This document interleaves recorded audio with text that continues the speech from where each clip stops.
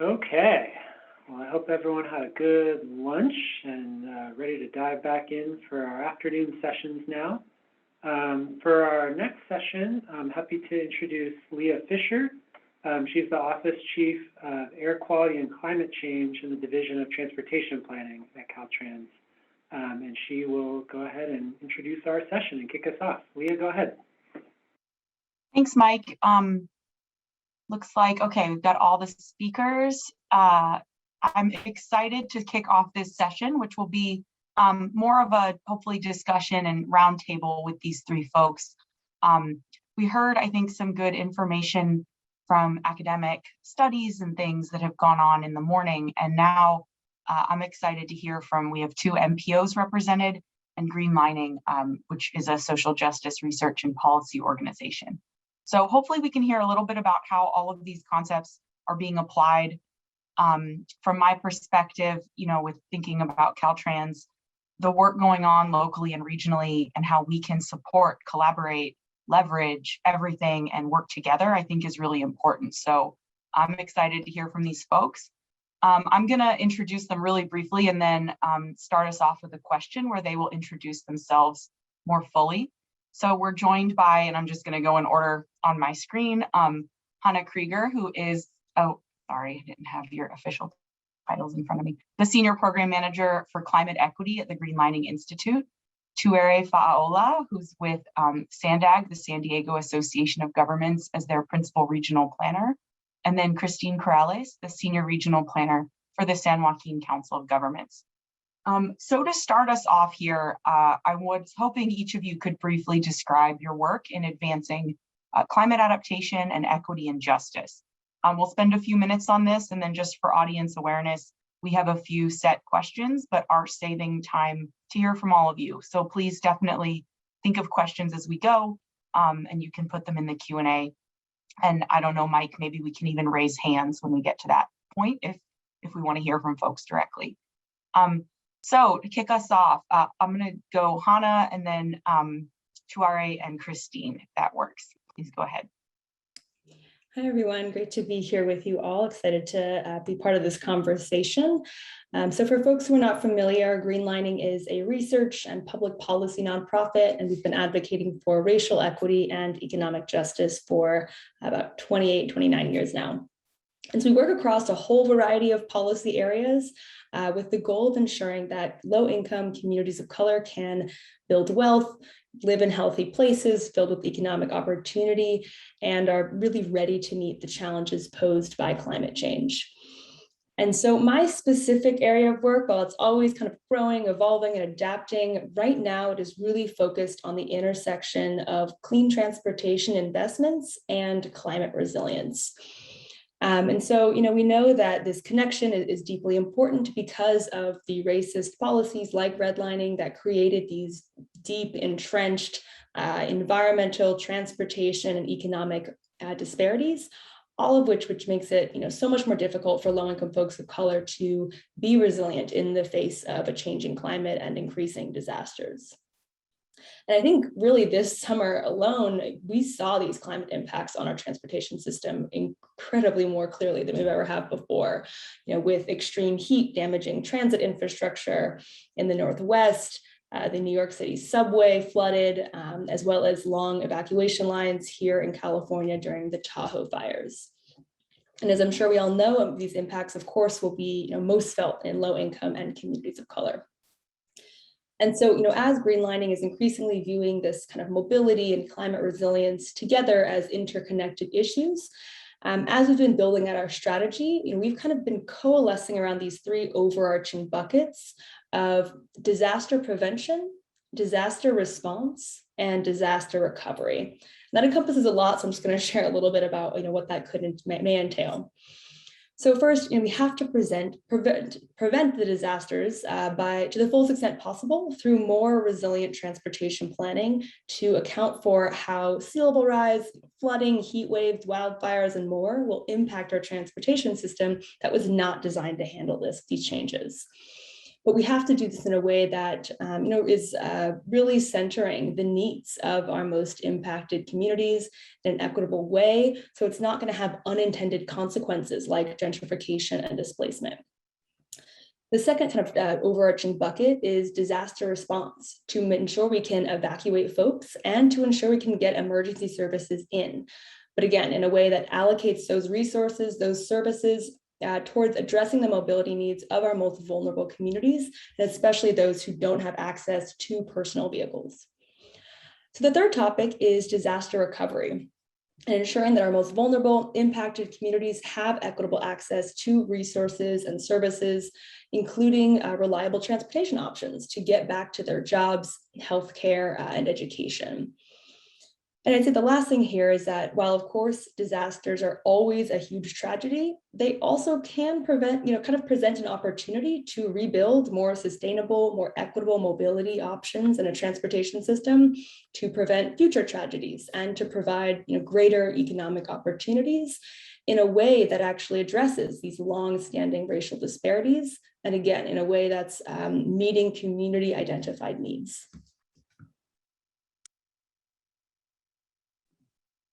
Thanks, Hana. That was great. Tuere? Okay, thanks everyone for having me. Good afternoon. I'm Tuere Fa'aola, and as Leah said earlier, I'm a principal regional planner here at SANDAG, San Diego Association of Governments. And we're a regional metropolitan planning organization of the San Diego region within Caltrans District 11. And SANDAG is governed by the 18 cities in the county within San Diego, but we also do provide technical resources and assistance to our local jurisdictions to help them develop and implement a lot of the different climate adaptation, resilience, and mitigation work that they're doing, as well as their climate action plans.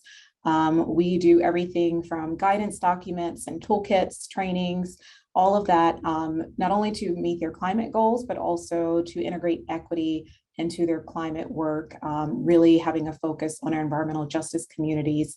We typically use CalEnviroScreen thresholds to help us identify those communities.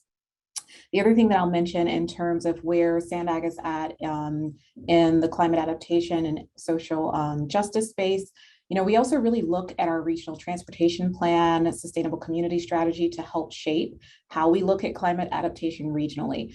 And addressing climate change, we're actually just now underway with and hoping to go to our board in December 10th, so very much around the corner, to adopt our new regional plan, our 2021 regional plan. And addressing climate change is one of the 3 challenges that we are addressing in our regional plan. We've taken a much different approach to how we build and how we're envisioning future infrastructure in the region, really looking at something that's more resilient and has less impacts, less need for mitigation.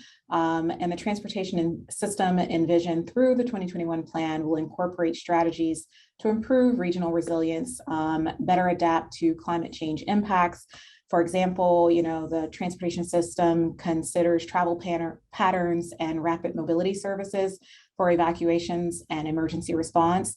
We also have, both, some of the things were mentioned earlier. We have a coastline that we're also very much considering that is vulnerable to sea level rise, and we have to identify those vulnerabilities within our system.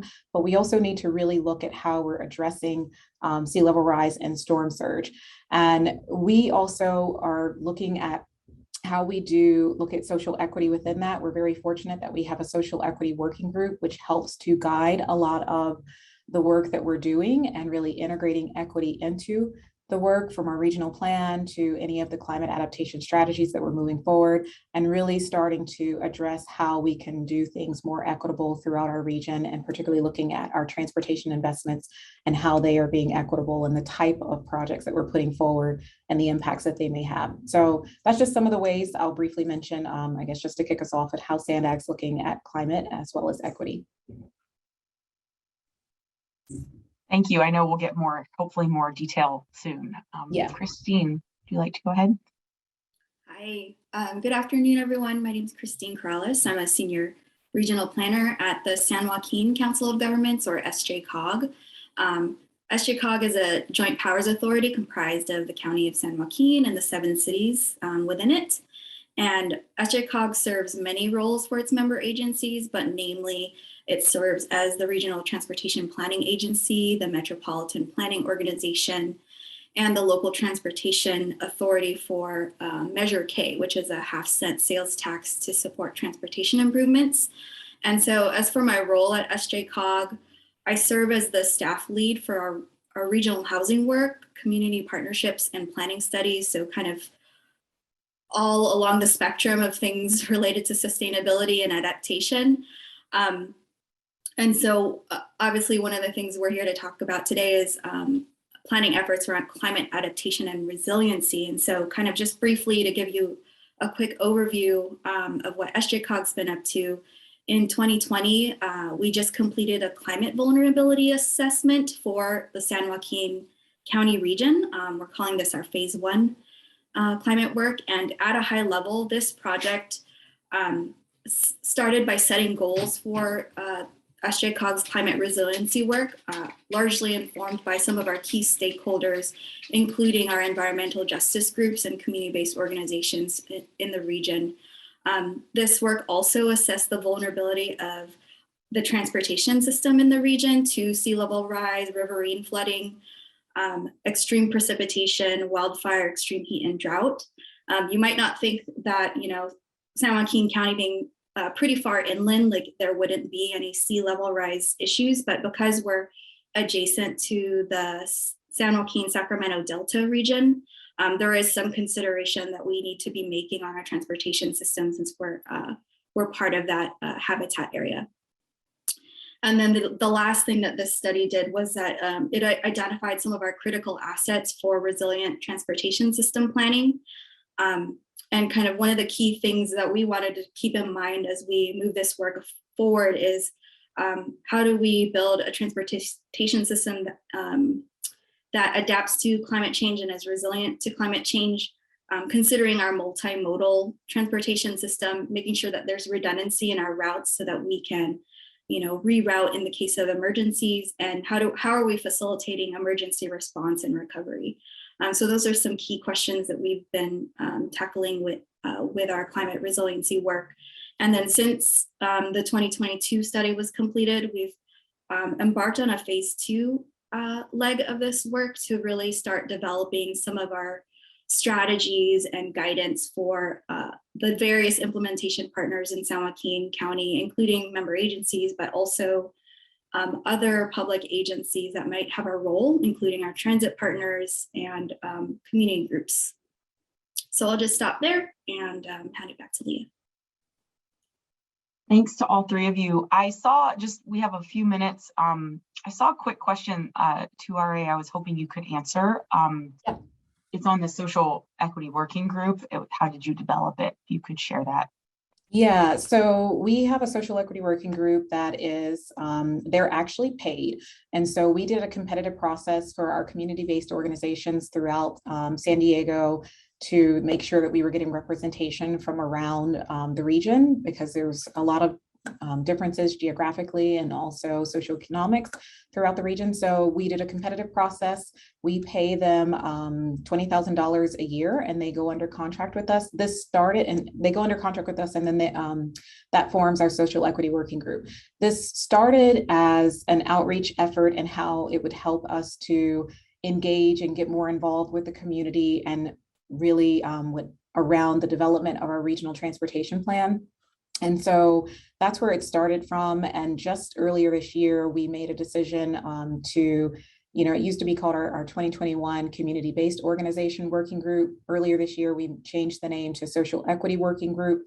And we have expanded a lot of their role as far as contribution in projects and the longevity to not be tied specifically to the regional plan only, but to be a working group that really informs from an equity perspective on all projects that SANDAG does. And so any project that wants to bring something forward to our working group for discussion and input and guidance is able to put it on the agenda and bring it forward. There are monthly meetings that are held every single month.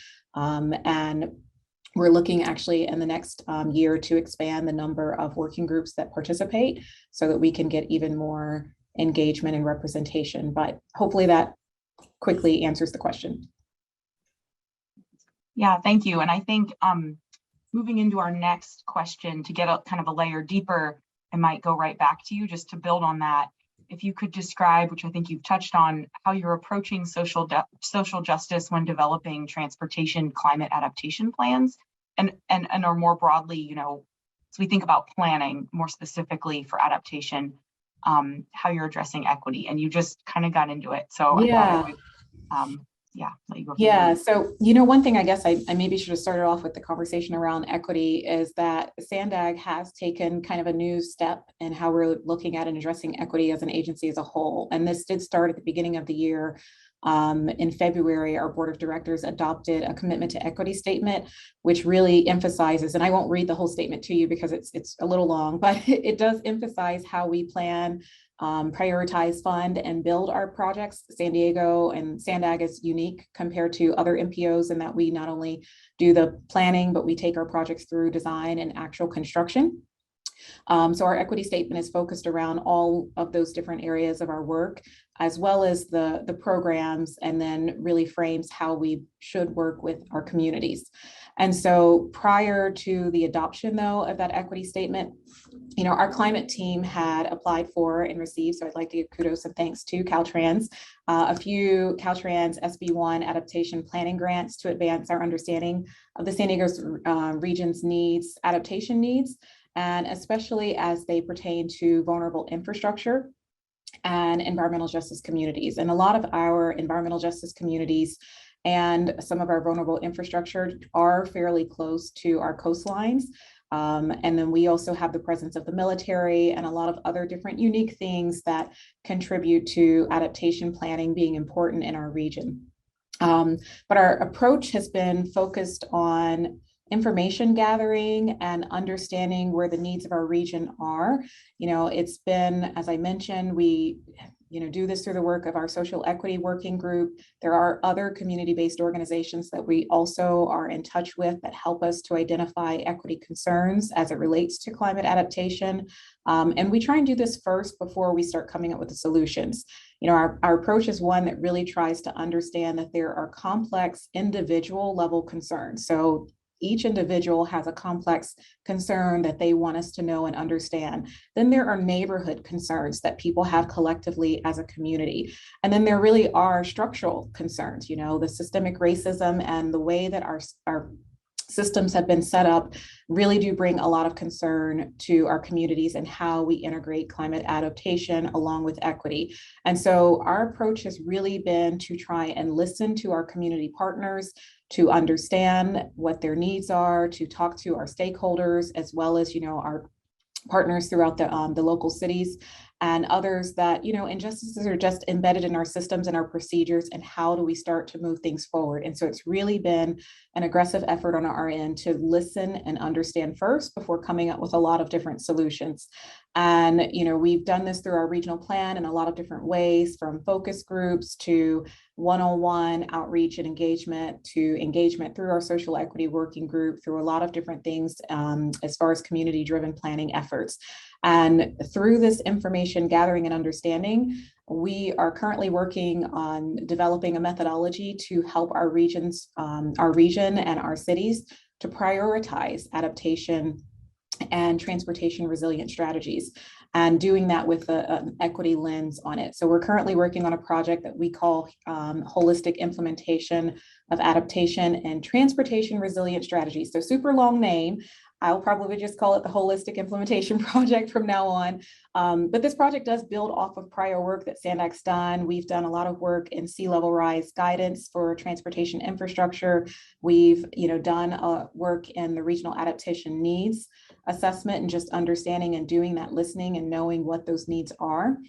But this holistic project is really, you know, in place to provide that structured process and the methodologies to help the jurisdictions to select the proper adaptation strategies and to prioritize it, and how they're going to select things that are going to be holistic, understanding the short and long-term needs, and really integrating equity into that prioritization.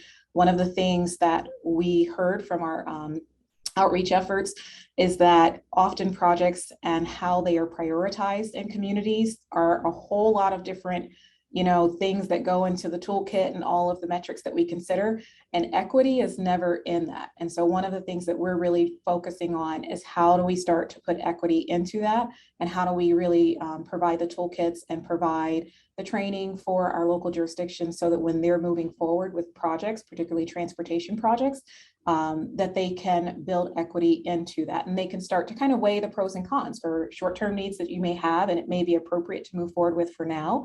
But then when you're looking at long-term, what are the long-term impacts for it? So I'd say that that's really where we're at right now, and really integrating equity and adaptation together. That's great. It sounds like there's a lot, at least I think we can learn from what you're already doing.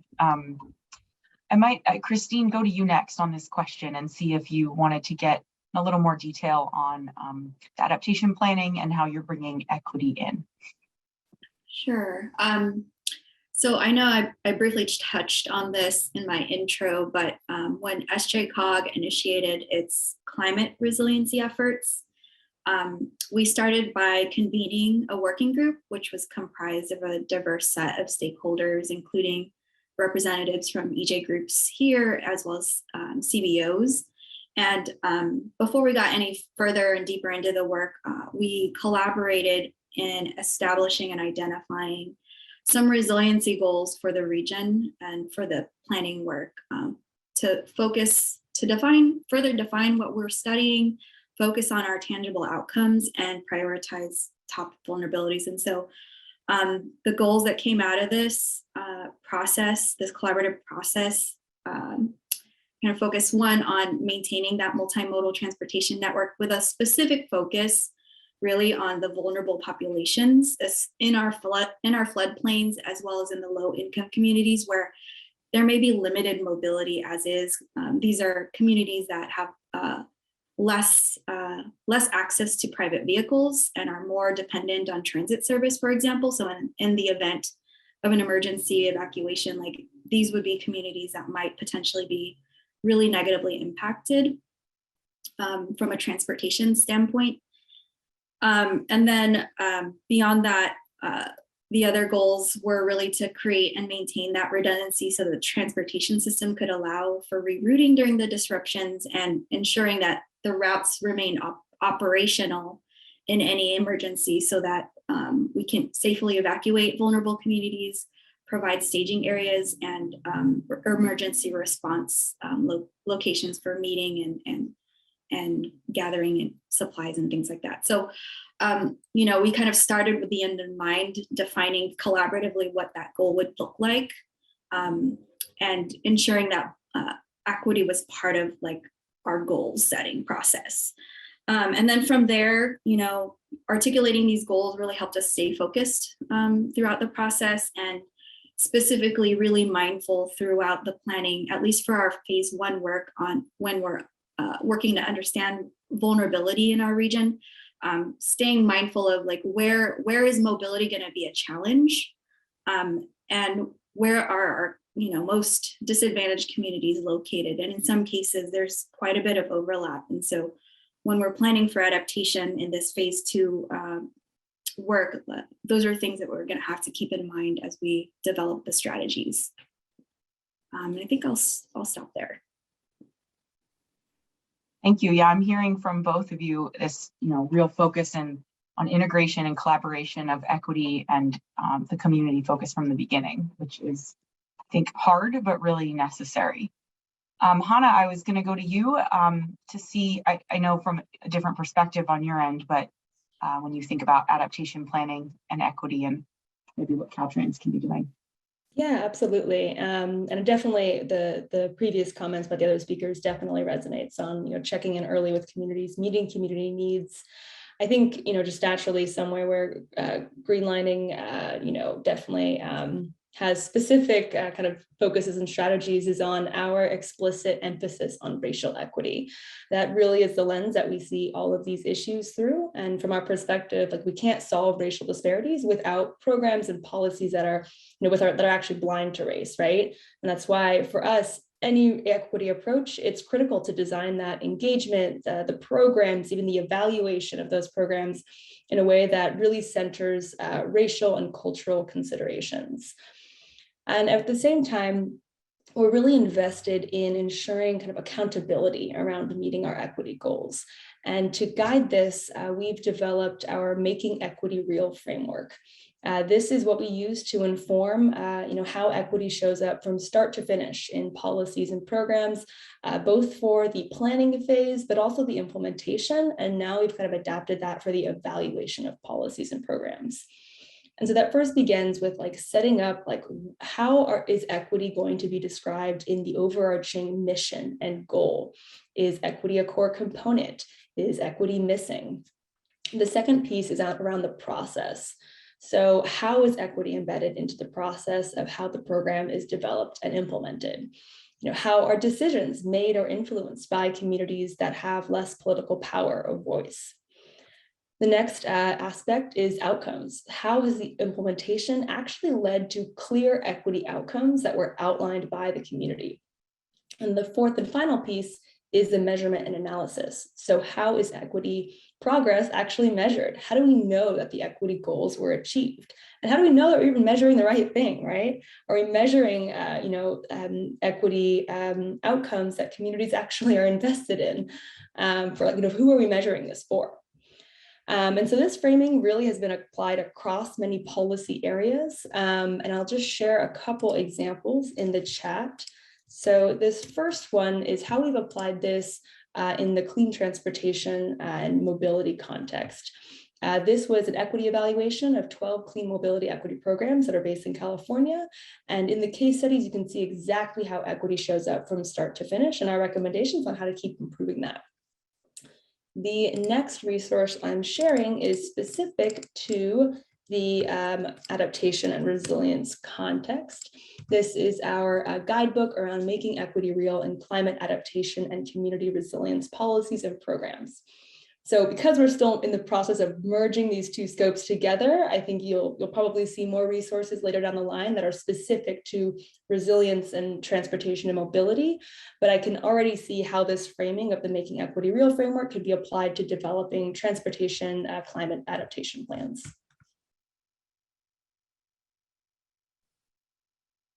Thank you.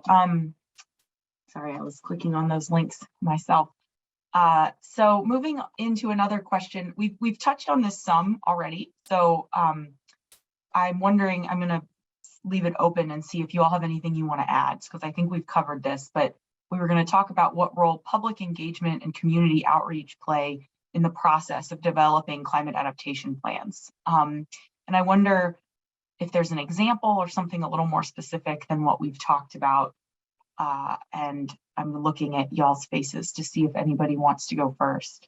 This could include, what's already been done or what you're planning to do, and also challenges in implementing meaningful engagement with underserved communities, which again, you've all touched on this already. So I'll stop and see if anyone wants to speak up. Otherwise, we can keep going through other questions. So I will just jump in and say one thing, not to reiterate all the things I said before, but the things that Hana mentioned in terms of the measuring equity, I think is really important. It's something that we are hearing often. It was one of the things also when we developed our commitment to equity statement, our SANDAG board of directors that they adopted, we had also, as part of our regional plan, but also working with our social equity working group, we created a social equity planning framework. And one of the things that we identified in that planning framework that we need to look at in our all of our plans, programs, and policies is the measuring the impacts part. And I would say that is probably like the most difficult part of when you're talking about equity, because when you put forward, like, here's the thing that I think, and Hana again talking about, racial equity, data can be implicitly biased itself. So when you're looking at data and you're thinking about how you want to engage the communities and you want to get them, to understand what you're trying to draw conclusions from or recommendations from, I think it is incredibly important to also talk to them about the data that you're using and the type of data you're using, because the data itself can also have its own biases within it that can make it very difficult for you to achieve goals and outcomes for all of the different demographics that you're trying to sometimes achieve that for. And San Diego has a very unique and, I shouldn't say unique, it's unique to all of probably California and a lot of the US, but we have a refugee population. We also have a lot of different, communities of color here. We are also a binational community. So there are so many things that one might put forward in terms of data that might be, not necessarily as meaningful to one of our particular groups that we're trying to reach, or we're trying to, remove prior injustices for, or groups that are newer to the San Diego region for which we're trying to also include and be inclusive in the process. And so, again, this comes from the engagement early on. I don't think it's always just about the process in which you're trying to engage them, but I also think you need to engage them on the type of data that you're using and help, them understand where that data is coming from. They may have, more qualitative data that they want you to take in mind. That isn't something that you can just pull down from a GIS database. And yes, it is time intensive and it is a lot of extra work, but it's the work that is so worth it, because I will say also working for an MPO, and our board is governed by the 18 cities of the county, and they are elected officials who sit on our board. They hear from their constituents when there are things that they feel are not going right, or things that are not really truly representing their community, and they're going to be outspoken about those issues of concern. And so really taking that time on the upfront to engage, the community, not only just on the process, but also the different steps that we as planners often take for granted and think, well, it's just the nitty-gritty details that the public doesn't really want to be engaged in. That's probably not the best way to do it. We should engage them on all of those steps, and including that data process, and really taking before them the type of data that we want to use so that they can agree that it's the appropriate data that's reflective of them. Yeah, I just want to double click on all of those points and just emphasize, it's especially challenging to do this deep community engagement when our traditional transportation planning and funding processes just literally aren't set up to support that. And it's a huge barrier, right? And you really need these just amazing staff who are going to push through these barriers in order to make it happen. But I do, want to share some helpful resources for once, you do have potential funding or government staff who are willing to push the envelope on engagement, early on. Greenlining has developed our mobility equity framework, which again, I'm dropping into the chat. So this is a transportation planning and decision-making tool that compares various mobility investments based on how they perform across a variety of holistic equity indicators that are selected by the community based on their priorities. And so again, it's important that these equity indicators are flexible, they're intersectional, there's no cookie cutter standard, set of equity metrics. It shouldn't just be transportation equity, it should not just be access, but also health, climate equity, economic equity. And so you can plug in any type of mobility option or transportation investment, whether it's electric vehicles, car sharing, public transit, active transportation, into this framework to see which produces the greatest equity outcomes in a way that meets community needs. And so just to walk us through this, these 3 steps, it's first, conduct a community mobility needs assessment. Second, conduct an equity analysis. And then third, the community ultimately votes on which mobility options they want deployed. So just for the purposes of this conversation, I'm going to focus in a bit more on that equity analysis piece. And again, just emphasize the community has to be involved in selecting those appropriate equity indicators and metrics to figure out how to even compare different kinds of mobility investments. And for the purposes of this conversation, I could see an opening up of a whole set of equity indicators that are specific to resilience and adaptation. That was not something that we were kind of keeping in mind 3 years ago when this was published. I think that's a really interesting way to kind of bring these 2 scopes together. And so this framework, again, it's been now adapted and implemented in various contexts in San Francisco, Portland, Seattle, Oakland, a few other cities as well. And so I definitely could see how it could be applied with a more explicit resilience and adaptation lens.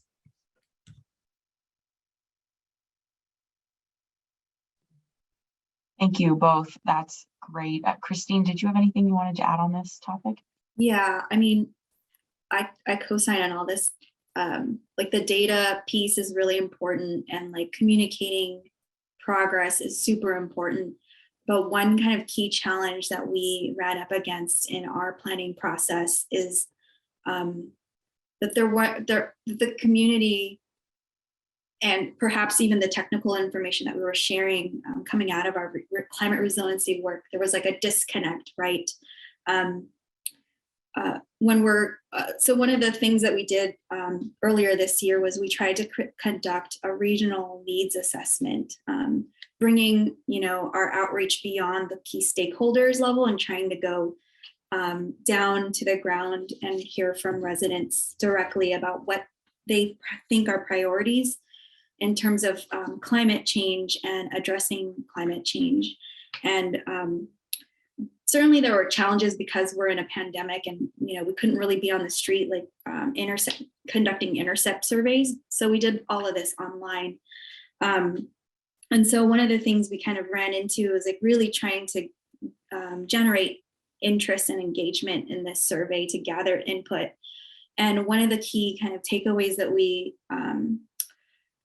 took from this process was that perhaps this information isn't hitting right, climate change is just so abstract to folks. Like we're talking about projections out to the year 2050, 2060. And for a lot of communities, especially in our disadvantaged communities, like I don't think that anyone's planning or thinking about 2060, they're just worried about today and this week and getting through it. And so I guess the big challenge here was really like, how do we make this relevant? How do we make this urgent? Because action today actually helps us prepare for tomorrow. And if we're talking about a tomorrow that's so abstract, like it's really a huge barrier. And I'm wondering if like any colleagues here have thoughts on how to better close the gap there when we're talking about planning, which is so long range.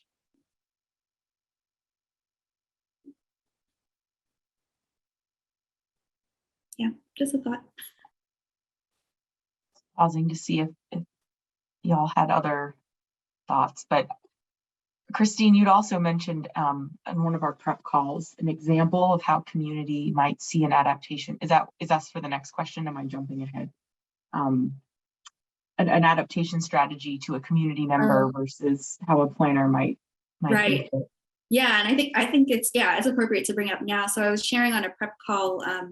We were talking about strategies in a working group session or a focus group session. I can't remember, but to a transportation planner, we're thinking about like updating design guidelines and engineering standards and things like that. But to a community member, they're just thinking about like, so I need to be prepared for flooding. Like perhaps we need to, teach our neighbors how to swim, because that's going to be like a really key challenge in our region is how do we, there's going to be flooding projected out into the future, major flooding events that would impact low-income communities, specifically around our canal system. And so, strategies were around how do we teach people to swim, and like, could we equip these households with, flotation devices or, emergency lifeboats, things like that. From the community perspective, like that's what they're thinking about in terms of preparing for the future. They're not thinking about the actual infrastructure around them. So yeah, there's that gap as well in understanding what strategies might be available to us. Yeah, Christine, ever since you mentioned that, teaching people how to swim in their prep call, like that has just stuck with me. That gave me like legitimate shivers. But yeah, to the point around like, how do we make these resilience and adaptation strategies seem more real to people? I think we just have to kind of broaden our messaging and definition of resilience, right? Like someone having affordable housing is a resilience strategy. Someone having access to reliable mobility options and a good job absolutely is a form of resilience. But again, I think because all of our funding buckets are so siloed, it's hard to make those connections, right? And so forgive me again, I'm dropping in another link to a chat with a very long report that you'll probably only ever have time to skim the executive summary. But this is the Transformative Climate Communities Program, which is one of the very rare programs in California that actually does like weave together a collection of different types of funding that's available, whether that's housing, transportation, clean energy, but that actually requires that there's a climate adaptation component, a workforce development component. So this is just one example of how we can begin to kind of like weave together those narratives to help make those connections to people, almost like sell the idea that climate resilience is attached to every single type of investment and impact on everyone's lives. And if I could just add one more thing. I do understand what you're saying, Christine, is about like, it's hard sometimes to get the community to understand, especially working at an MPO where we do a lot of long range planning and we don't have the land use authority to go in and actually do some of those very on the ground, improvements. They want the fix it first button and you come out and change things. And it's really hard from an MPO's perspective because your projects are usually bigger and they're longer and they are much more time intensive. But I would say one of the things that, we have been looking at, and a lot of our, community-based organizations and environmental justice communities have been really asking of us lately is, well, what can you do that can pilot things? How can you start to commit funds? We have an adopted equity statement that talks about how we fund and prioritize equity in the work that we do. So they're asking us to really put our money forward and do that. And it may not be something that's a long-term implementation solution, but they're really asking us to take some money and help with some of those low-hanging fruit. So for example, our board recently adopted, I believe it was just last month, where we're putting forward money to help to have youth opportunity passes for transit. And I know that in some regions, free transit for youth may be like, well, duh, you should have already been doing that. Well, not every region is progressively already there and having done it. And so we're making those steps and moving forward. And it's not something that we have the long-term funding sorted out, but we were challenged to do something that we could have just pushed off and said, that's the operator's responsibility, figure it out within your budgeting. And we found a way to try and run a pilot program and do that. The other thing, and trying to help communities kind of understand where we're moving forward in climate adaptation, how we're trying to make impacts in some of the small ways. And I think Hana spoke about this earlier when it comes to the funding and the grants and the measurements, because a lot of MPOs, we do have funding that we give out to our local jurisdictions to help, move forward some of our sustainable community strategies, to move forward with smart growth incentive areas. And the challenge is, where is equity in that? And where is the measurement for it? And so something that we've been going back and looking at is, how can we start to put equity as a consideration in those local dollars, so that now we can tell our partners and we can tell our community-based organizations that equity is a consideration before they even start to get the dollars. So when you want to start asking your cities for types of projects that you want to see implemented that help move climate adaptation, that help improve resilience of our regions, this is a huge, part of the scoring process that they need to score well in. And you can, as, a resident, can help to encourage that type of, work at the city level so that they become eligible for that funding.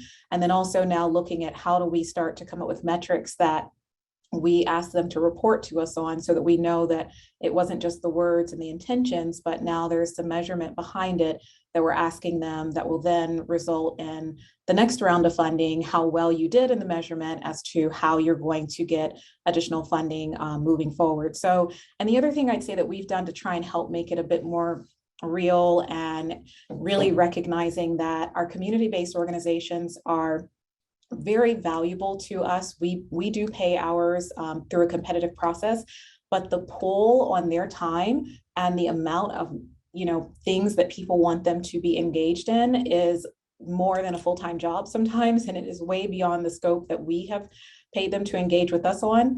And so we have started opening up and encouraging our jurisdictions to partner with them, when they're pursuing these grant funding opportunities, that they can bring them along as a partner, so that if they are working on something very specific in their community for which they represent, partner with them and bring them along in the process, so that you can see the implementation that you really want to see, and so that the equity part really, it really bubbles up to the forefront of the project, and it's not just a checking the box criteria.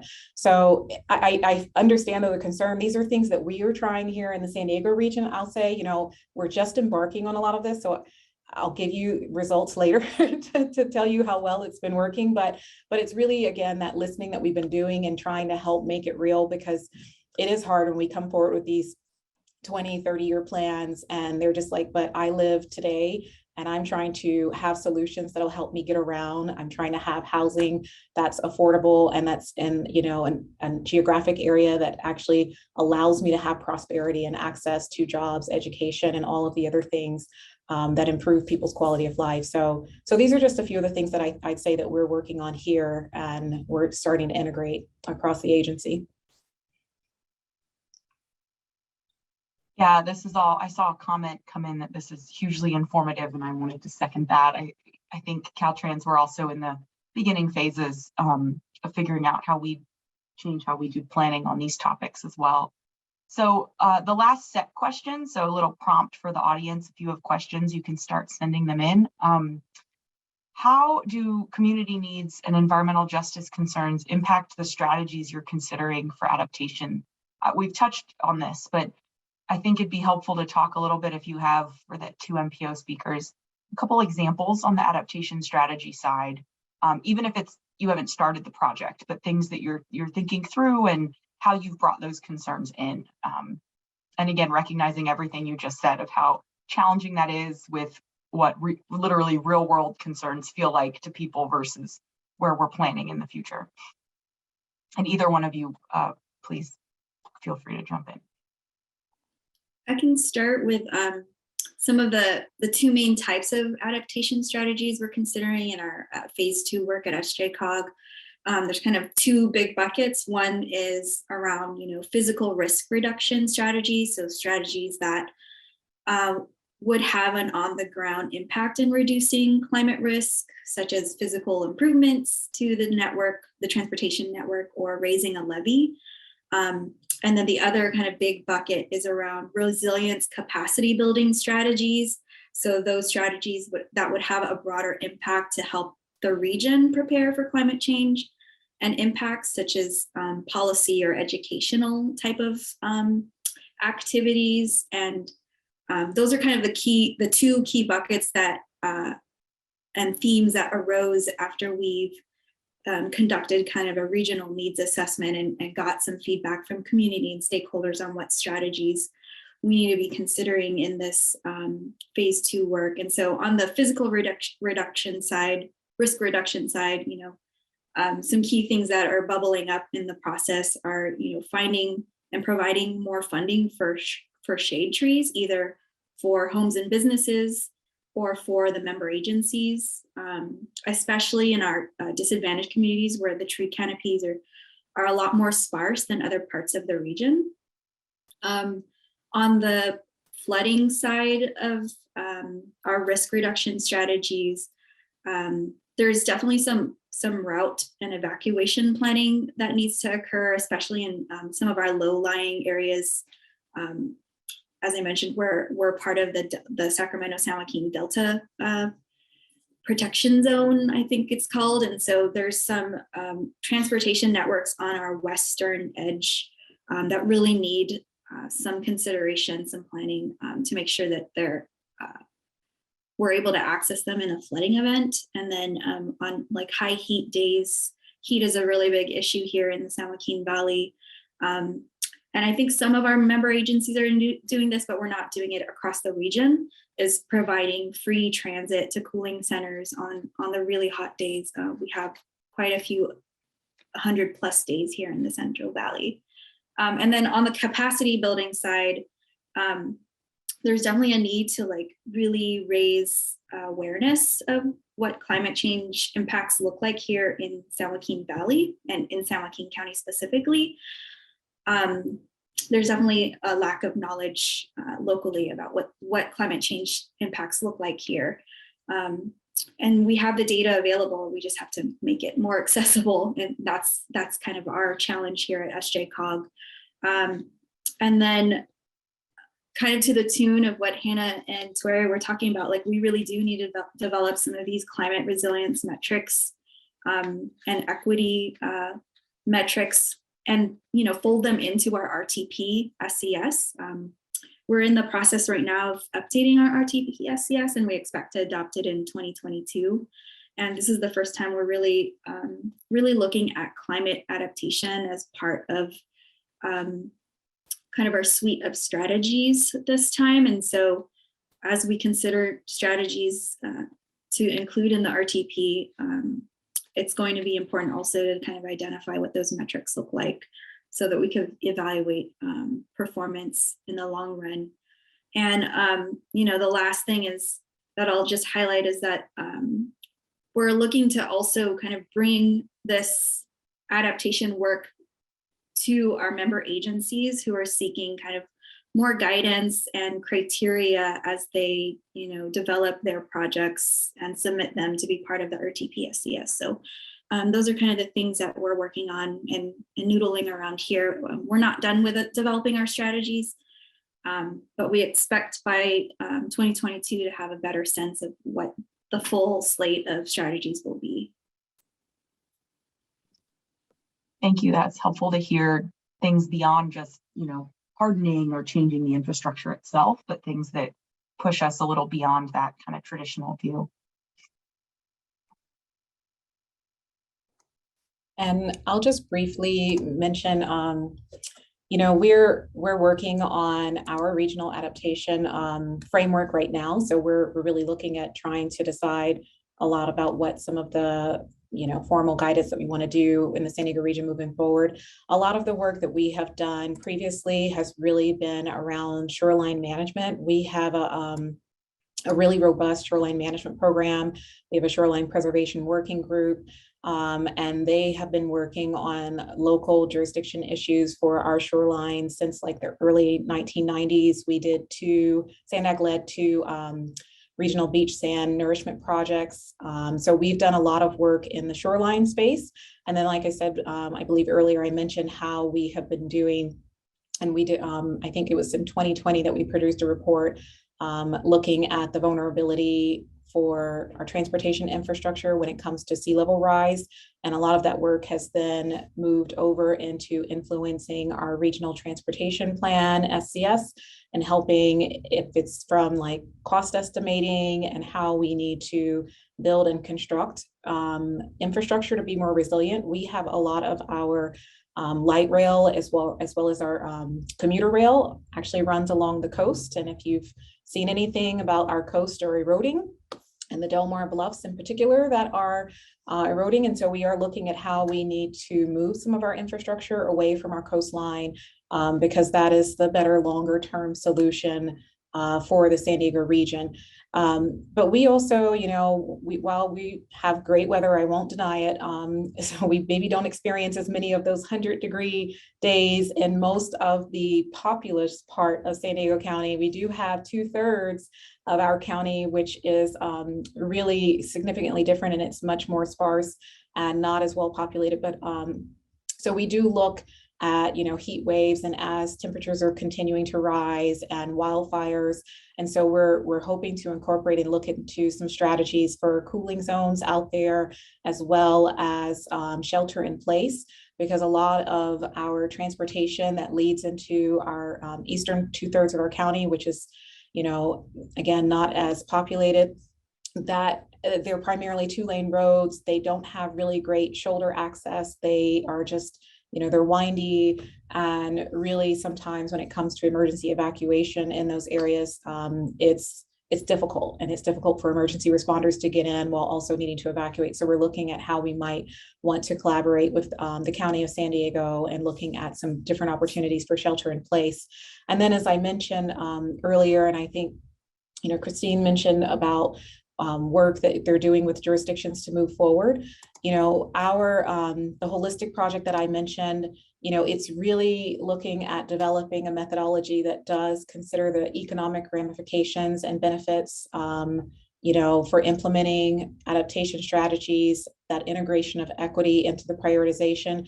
And really, we find that sometimes we're very reactive. So it's really the synergies between mitigation and adaptation coming together, and how do we, identify efficiencies for that.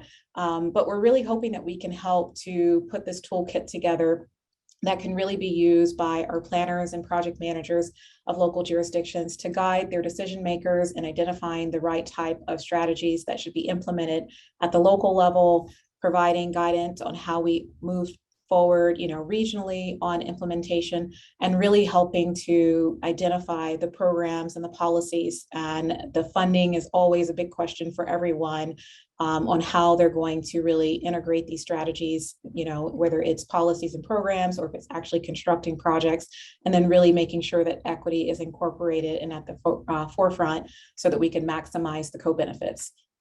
So that's really kind of where we're moving at, but we're also kind of on the beginning stages of doing a lot of these things. Thank you. So we have some questions.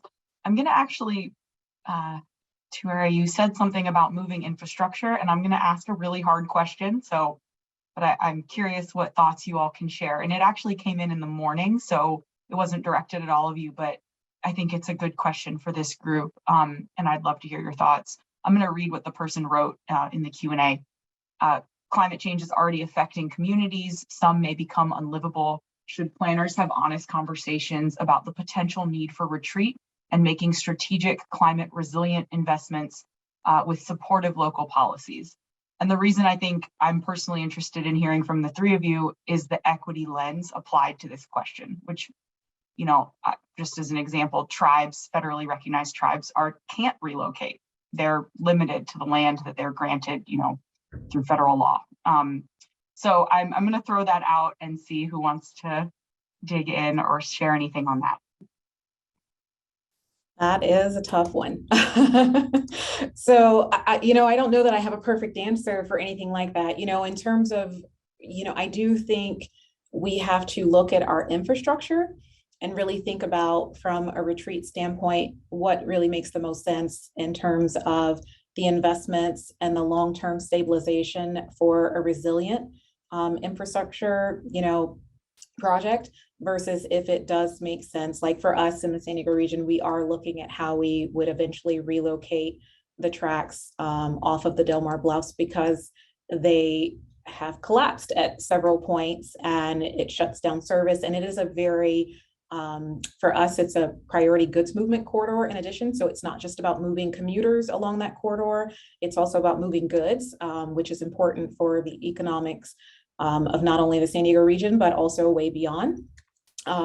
So I think it really, this is where, people who are at a much higher pay grade and elected position than I have to make these tough policy decisions. I think for us as planners, what we need to do is provide, though, our policymakers and decision makers with enough information and detail about what makes sense from a manage or retreat standpoint, because it's not always going to be the option to just say to retreat. And, particularly I think from an environmental justice perspective, when communities, they've already suffered and gone through redlining and have been displaced through a lot of our policy decisions.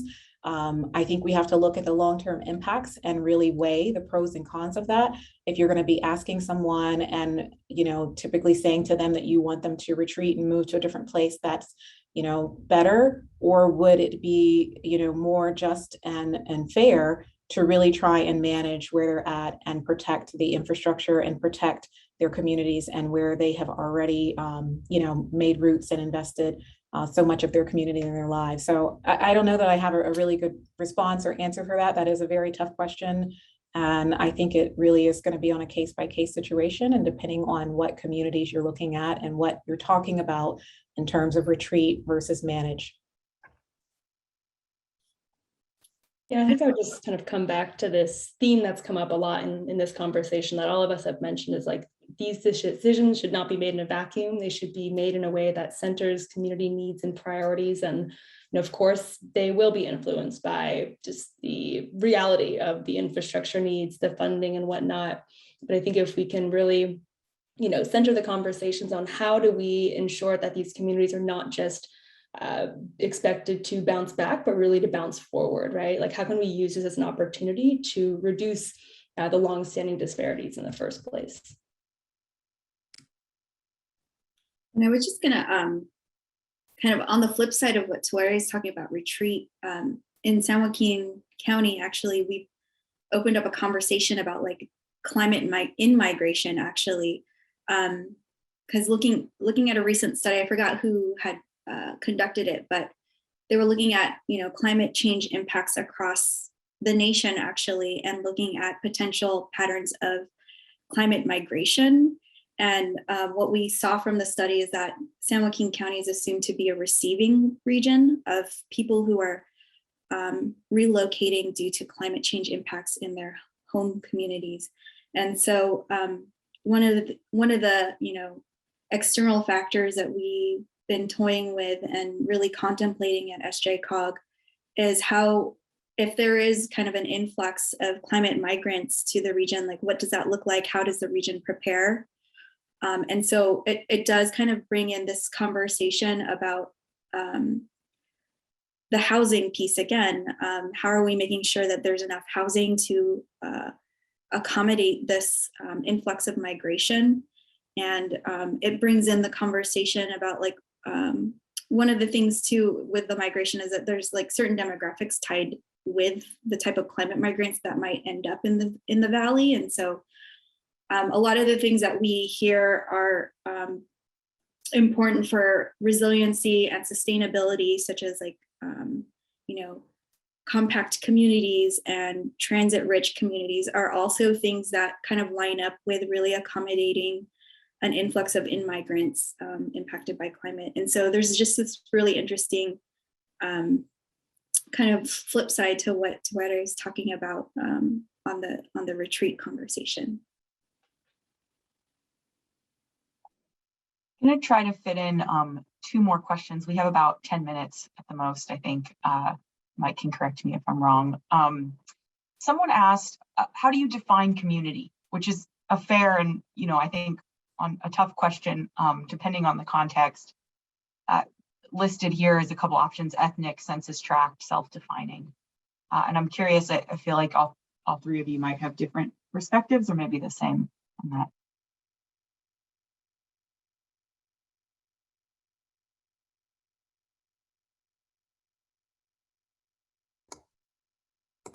I feel like I keep jumping in first, so if somebody else wants to go first and then okay, so I will just say, you know, in San Diego, we kind of have different ways in which we can look at it. Certainly our communities are defined simply by the cities. The cities have their own community planning areas for which they've defined and kind of drawn these invisible boundary lines that define a community. And so to some respect, we use those as communities when we're talking about them. On the other hand, when we're talking about environmental justice communities, we do use the CalEnviroScreen thresholds to help us define those communities. San Diego, we typically, when we're looking at forming kind of the representation of our community-based organizations, we look at actually the 50% and above, because we have some very small concentrated areas that are in the 25%. And that would end up creating a bit of an imbalance in terms of regional geographic spread. So that's why we use the 50% threshold to help us define communities and voices that we want to hear and represent. And then I would say it's kind of all those things, because then the other thing that we really look at, for instance, you know, like the refugee community, while they may not all be populated and specifically physically in one location, they do tend in our region to have specific geographic locations. However, collectively as a voice, they are a community that we tend to also want to make sure that we are representing and gathering feedback and input from. And geographic boundaries don't necessarily matter as much as it does in terms of the community of which they represent from a socioeconomic standpoint and just kind of their experience in the San Diego region. So I'd say we kind of look at it in different facets. Yeah, to me, you know, what I've been hearing and seeing in my own work is that there needs to be a word in front of community. So some type of defining feature of that: underserved, CalEnviroScreen community, environmental justice community. So there's usually something to put some kind of box around it as much as possible. Anything else on that one from, otherwise I do have one more that came in the Q&A. No? Okay. This question comes up a lot to government, you know, but not just Caltrans. And I think it's a very fair question. And I don't know that there's a good or easy answer, but there's so much work going on. How can we coordinate efforts to avoid engagement fatigue or confusion, especially for heavily engaged communities? I know that's probably something you all are thinking about. Curious if you have any thoughts for Caltrans as we start, you know, if we start to change or ramp up engagement efforts or build on existing engagement efforts. Yeah, it is a good question. And I think it is just one more indication of how all of these siloed funding pots can just really set us up for failure if we have to come back and forth to communities on every single plan or project. And I think just another kind of reason why we have to begin that coordination at the very beginning of the design of these funding pots, and not even just within Caltrans, like between different state agencies as well, right?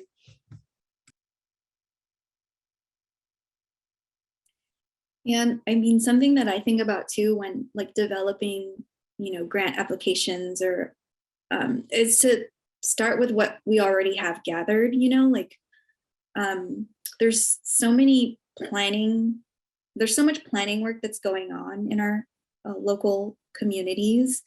And, you know, you can look at a recent planning study that was conducted. You could look at like general plans that were just updated, and there's so much rich data that's already been collected through the community outreach that was conducted as a part of that plan. And so a lot of times I'll start there before trying to go out for new data, especially in communities. I hear this a lot actually in our disadvantaged communities, is that they're really tired of being surveyed. The needs are the needs, and they've been the needs for the last 20 years. So like, stop asking. We get this a lot. And so that's why I've really tried to just leverage what other planning work has already been done, because chances are the needs are still the same needs. That's a really great comment, and it's true. They often are the same needs. You know, this is a difficult question though, because I will say sometimes we do try and leverage our working groups as much as we can, so that it's not asking people to attend multiple different meetings, but we can bring several things to one meeting. You know, the challenge, and we are also, and I actually just before this call was talking with my housing and climate teams and talking about embarking on a new educational kind of campaign for the regional early action planning funds that we receive from the state, and then also thinking about how can we integrate that with some of the climate you know, resilience work that we're doing, and start to merge that together, because we have local planning dollars that we release at the same time as we did some of our housing dollars. And we kind of said, look, the story is the same. You need more housing, but you also need to put it in the right places. You really need to think about the climate goals that we have. So let's just do this all at once. And I think it's, you know, some of the burden falls on us as planners, is to make those connections between our teams within our agencies, or working with our state partners to find an opportunity where we can not create the fatigue and have, and I'll just use the HCD as an example. You know, HCD is willing to do a lot of outreach about some of the, you know, local jurisdictions and their housing elements, and they're willing to come and do all of these great, you know, sessions with you. But then we at the regional level, we know the jurisdictions, so it's sometimes easier for us to convene them and then say to HCD, hey, we'll convene, you come and let's do this together, and versus having a bunch of separate things and webinars for everyone to join to. But the challenge that I think we all run into is the reason that it's so pressing and pulling on people's time. They want to be engaged, but I do think some of it comes down to the funding aspect. We're asking people to be the voice for their community. We're asking them to give up their time and their energy, and we don't pay them to do it. And I think that that's also very difficult when you're asking people to come and to give you all of the information that you need, but you don't pay them for their time, but the information is super valuable. I think that's what makes it really difficult, and that's where they become fatigued and burned out, because We are asking for it as, regional and local and state planning agencies. Academic and nonprofit institutions are also asking for it so that they can contribute to the knowledge base that we all use together. And it becomes so much pull on their time, and yet they don't have any, they don't receive anything for that. So I think as much opportunity as we can also provide avenues to pay them for their time and resources and really value what they bring to the table, I think could help in reducing some of that fatigue, because it becomes part of their job just as much as it is a part of ours to ask for that information and gather it.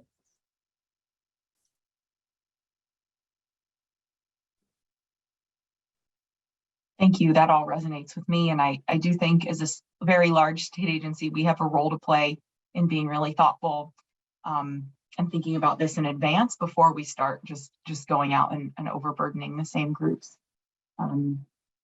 I think, Mike, are we out of time? I just wanted to check. Yes. We're right up against it, unless there's Okay. a last word or two from someone. I have one quick thing that was shared in the chat. I'm going to send it to everyone. I think attendees can only email us. And it's from Alex in my office, that Caltrans received a federal grant to develop a climate change communication guide. I'm going to just send the link just for folks if it's helpful for everybody. And I wanted to thank all three of you for sharing, the kind of open and honestly what it's been like and what you're prioritizing and working on. And I think there are best practices that I've heard emerge that we can try to bring in house and build out.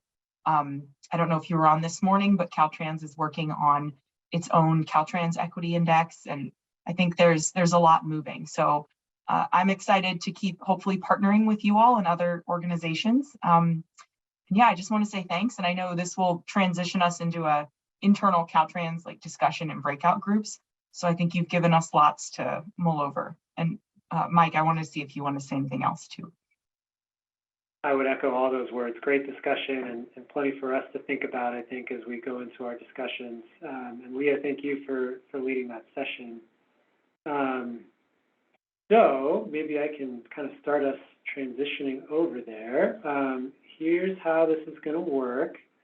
So we're going to have, there's going to be we're going to be transitioning over to a Zoom meeting. We're in a Zoom webinar right now, which doesn't allow for breakout sessions. So there will be a link in the chat box, or there is a link in the chat box from Christina. So in just a minute, if you could all click that, and that will take you over to the Zoom meeting. There will also be a link in your email if you lose the chat for some reason, and we'll be staying here in the webinar to help people move over if they need help. Once we get there, we're going to be going into a short break.